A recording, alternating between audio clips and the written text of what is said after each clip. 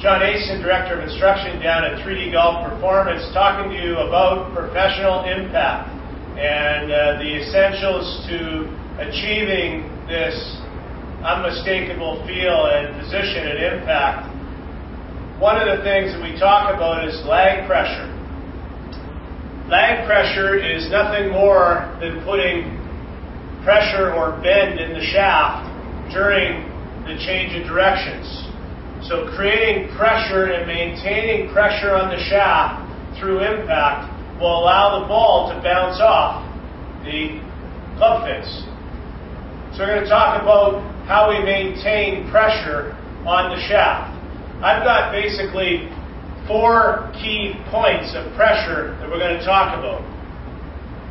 In our hands, we've got pressure on the handle. At the top, on the heel pad here, we have pressure. And that's our number 1 pressure point. That big black dot there with number 1 above it. Number 2 is the heel pad and lifeline area of the right hand. And that goes against the back of the shaft and against my glove thumb, right like that. So that's a pressure point number 2. Number 3 is on my trailing forefinger, or what we refer to as our hook. And that is the pressure on the knuckle, the big knuckle, and it says number 3 right there where the black dot is. So those 3 pressure points in my hold allow me to feel pressure on either side of the shaft. And if I can maintain that pressure through the strike, that will create lag pressure.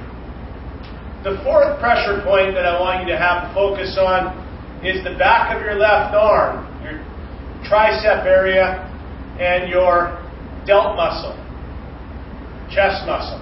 And I want to make sure that that pressure is maintained through the strike. So we have basically 4 pressure points that we're going to use to maintain pressure on the shaft. I'll demonstrate for you.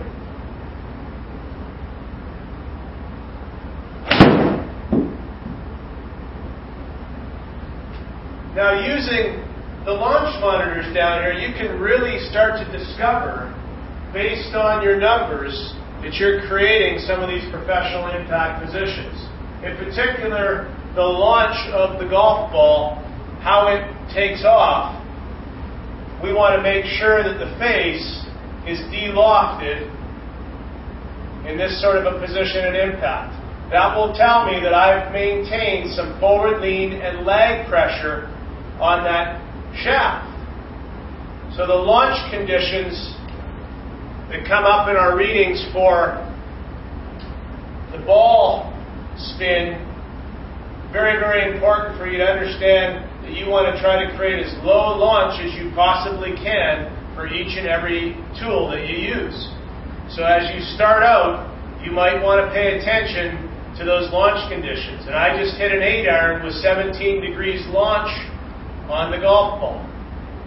And that's tending to be close to where a professional impact position would be with your 8-iron. So give that a try, maintain those pressure points throughout the downswing.